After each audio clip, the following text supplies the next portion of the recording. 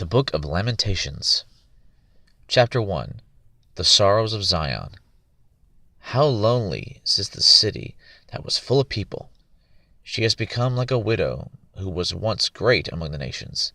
She who was a princess among the provinces has become a forced laborer. She weeps bitterly in the night, and her tears are on her cheeks. She has none to comfort her among all her lovers.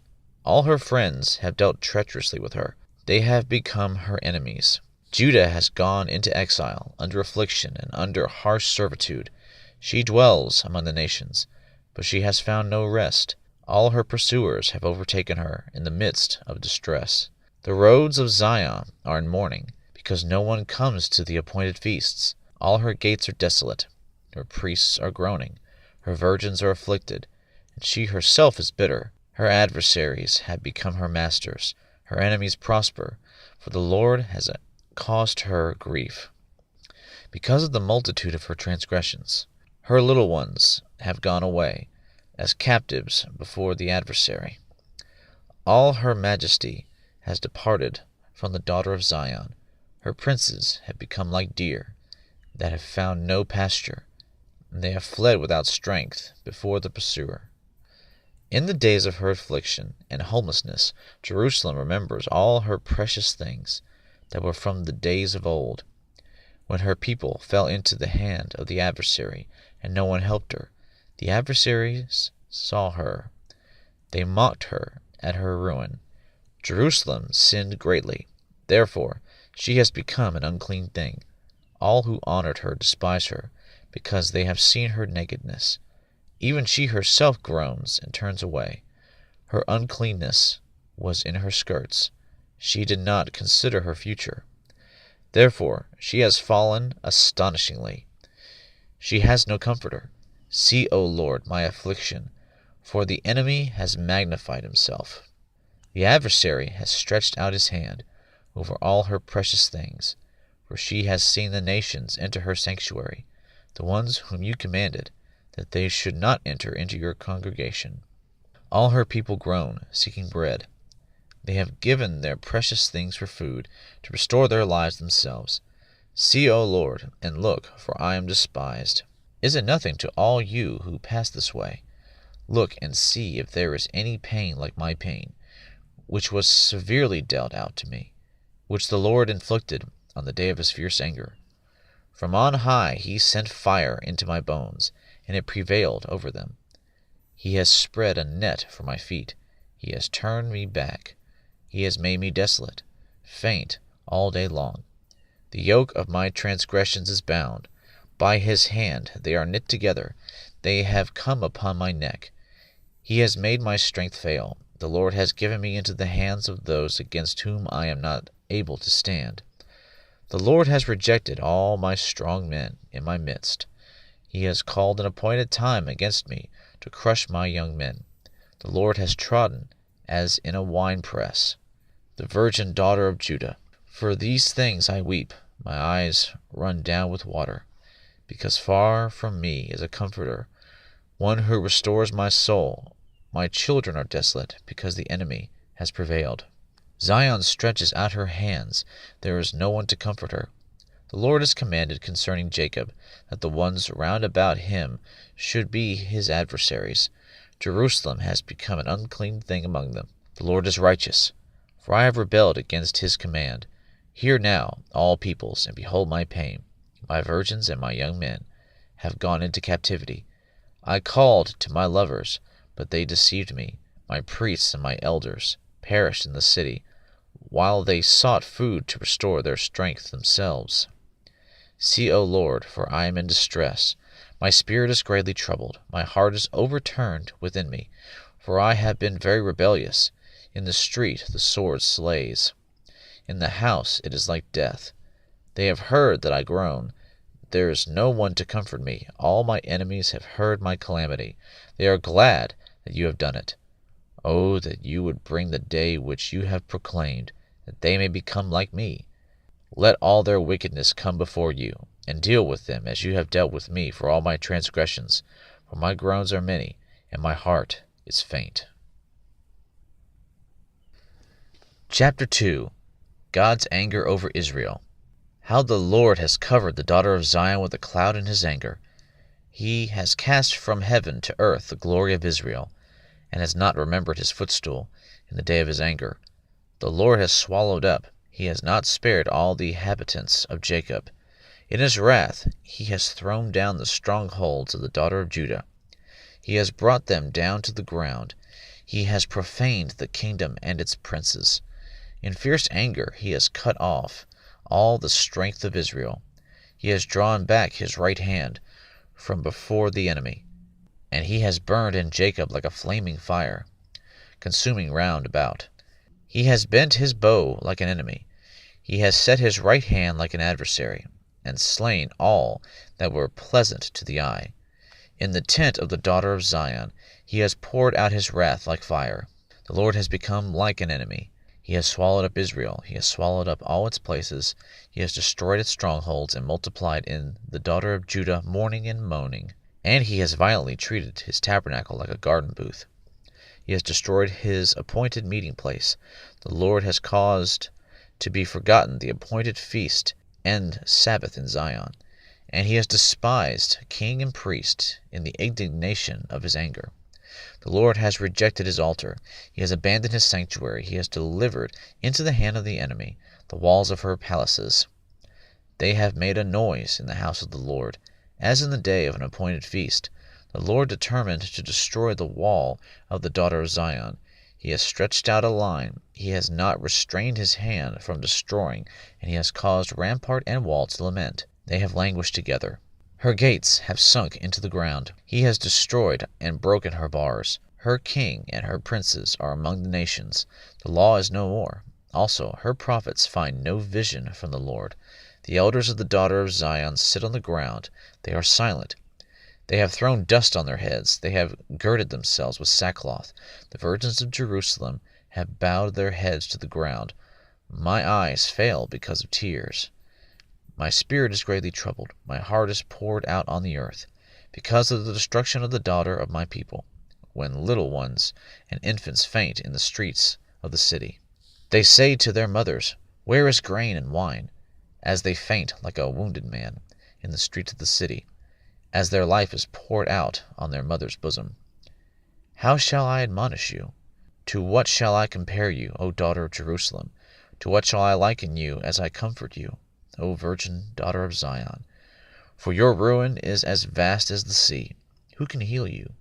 Your prophets have seen for you false and foolish visions, and they have not exposed your iniquity, so as to restore you from captivity, but they have seen for you false and misleading oracles.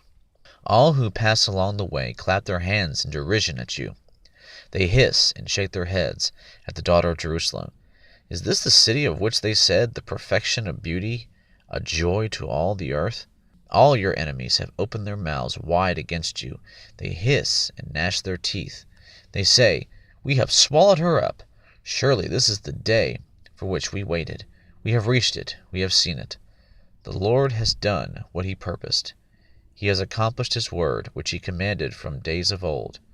He has thrown down without sparing, and he has caused the enemy to rejoice over you. He has exalted the might of your adversaries. Their heart cried out to the Lord, O wall of the daughter of Zion, let your tears run down like a river day and night. Give yourself no relief. Let your eyes have no rest. Arise, cry aloud in the night, at the beginning of the night watches. Pour out your heart like water before the presence of the Lord. Lift up your hands to him for the life of your little ones who are faint because of hunger, at the head of every street. See, O Lord, and look, with whom have you dealt thus? Should women eat their offspring, the little ones who were born healthy? Should priests and prophet be slain in the sanctuary of the Lord? On the ground in the streets lie young and old. My virgins and my young men have fallen by the sword. You have slain them in the day of your anger. You have slaughtered, not sparing. You called, as in the day of an appointed feast, my terrors on every side, and there was no one who escaped or survived in the day of the Lord's anger. Those whom I bore and reared, my enemy annihilated them. Chapter 3. Jeremiah shares Israel's affliction. I am the man who has seen affliction because of the rod of his wrath. He has driven me and made me walk in darkness and not in light. Surely against me he has turned his hand repeatedly all the day. He has caused my flesh and my skin to waste away. He has broken my bones. He has besieged and encompassed me with bitterness and hardship. In dark places he has made me dwell, like those who have long been dead. He has walled me in so that I cannot go out. He has made my chain heavy. Even when I cry out and call for help, he shuts out my prayer. He has blocked my ways with hewn stone. He has made my paths crooked. He is to me like a bear lying in wait, like a lion in secret places. He has turned aside my ways and torn me to pieces. He has made me desolate. He bent his bow and set me as a target for the arrow. He made the arrows of his quiver to enter into my inward parts. I have become a laughingstock to all my people, their mocking song all the day. He has filled me with bitterness. He has made me drunk with wormwood. He has broken my teeth with gravel. He has made me cower in the dust. My soul has been rejected from peace. I have forgotten happiness. So I say, my strength is perished, and so has my hope from the Lord. Hope of relief in God's mercy. Remember my affliction and my wandering, the wormwood and bitterness. Surely my soul remembers and is bowed down within me. This I recall to my mind. Therefore I have hope. The Lord's loving kindnesses, indeed, never cease, for his compassions never fail. They are new every morning. Great is your faithfulness. The Lord is my portion, says my soul. Therefore I have hope in him. The Lord is good to those who wait for him, to the person who seeks him. It is good that he waits silently for the salvation of the Lord. It is good for a man that he should bear the yoke in his youth. Let him sit alone and be silent, since he has laid it on him. Let him put his mouth in the dust. Perhaps there is hope.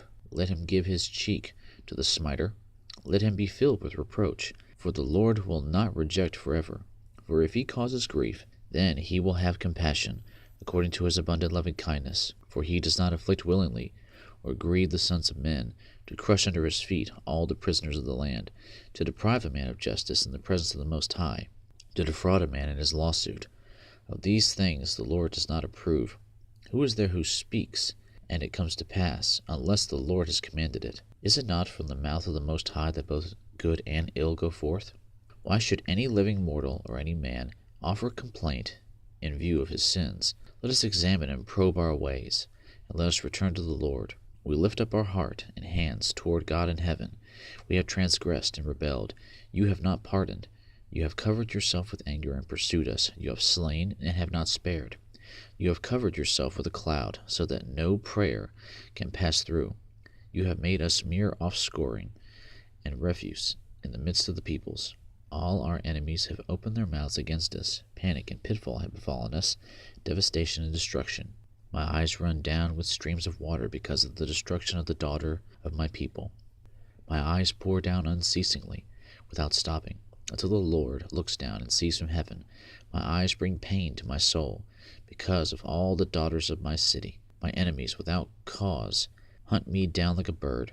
They have silenced me in the pit, and have placed a stone on me. Waters flow over my head. I said, I am cut off. I called on your name, O Lord, out of the lowest pit. You have heard my voice. Do not hide your ear from my prayer for relief, from my cry for help. You drew near when I called on you. You said, do not fear, O Lord, you have pleaded my soul's cause. You have redeemed my life. O Lord, you have seen my oppression. Judge my case. You have seen all their vengeance, all their schemes against me. You have heard their reproach, O Lord, all their schemes against me. The lips of my assailants and their whispering are against me all day long. Look on their sitting and their rising. I am their mocking song. You will recompense them, O Lord, according to the work of their hands. You will give them hardness of heart. Your curse will be on them. You will pursue them in anger and destroy them from under the heavens of the Lord. Chapter 4. Distress of the siege described. How dark the gold has become, how the pure gold has changed. The sacred stones are poured out. At the corner of every street, the precious sons of Zion weighed against fine gold. How they are regarded as earthen jars, the work of a potter's hands. Even jackals offer the breast. They nurse their young. But the daughter of my people has become cruel like ostriches in the wilderness. The tongue of the infant cleaves to the roof of its mouth because of thirst.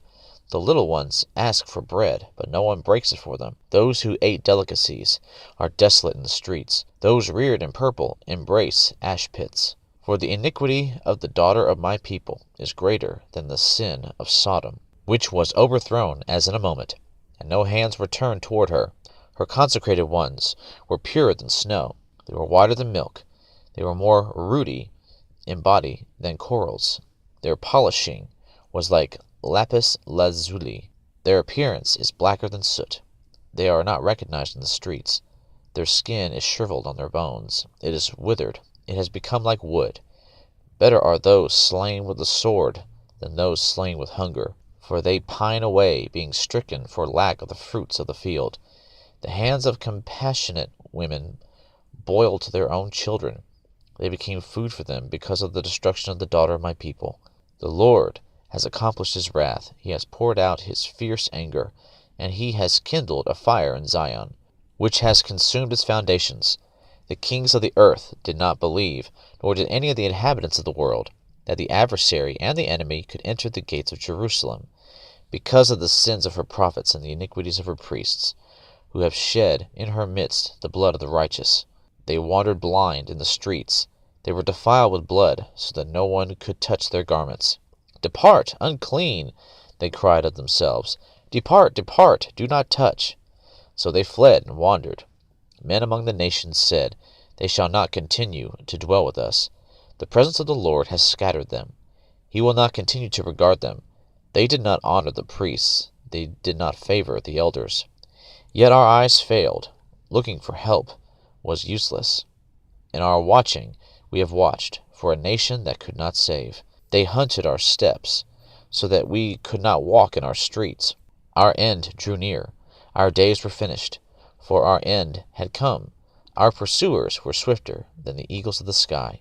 They chased us on the mountains. They waited in ambush for us in the wilderness. The breath of our nostrils, the Lord's anointed, was captured in their pits, of whom we had said, Under this shadow we shall live among the nations. Rejoice and be glad, O daughter of Edom, who dwells in the land of Uz.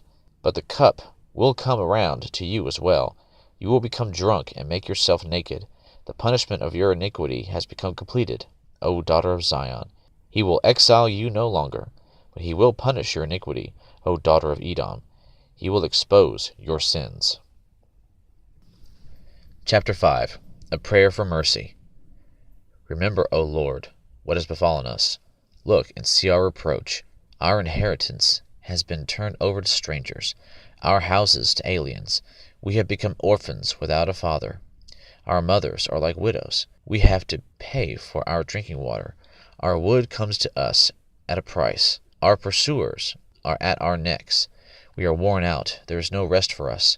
We have submitted to Egypt and Assyria to get enough bread. Our fathers sinned and are no more. It is we who have borne their iniquities.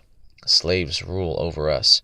There is no one to deliver us from their hand. We get our bread at the risk of our lives because of the sword in the wilderness. Our skin has become as hot as an oven because of the burning heat of famine. They ravished the women in Zion, the virgins in the cities of Judah. Princes were hung by their hands. Elders were not respected. Young men worked at the grinding mill, and youths stumbled under loads of wood. Elders are gone from the gate, young men from their music. The joy of our hearts has ceased. Our dancing has been turned into mourning. The crown has fallen from our head. Woe to us, for we have sinned. Because of this our heart is faint. Because of these things our eyes are dim. Because of Mount Zion, which lies desolate, fowls prowl in it. You, O Lord, rule forever. Your throne is from generation to generation. Why do you forget us forever? Why do you forsake us so long? Restore us to you, O Lord, that we may be restored. Renew our days as of old, unless you have utterly rejected us and are exceedingly angry with us.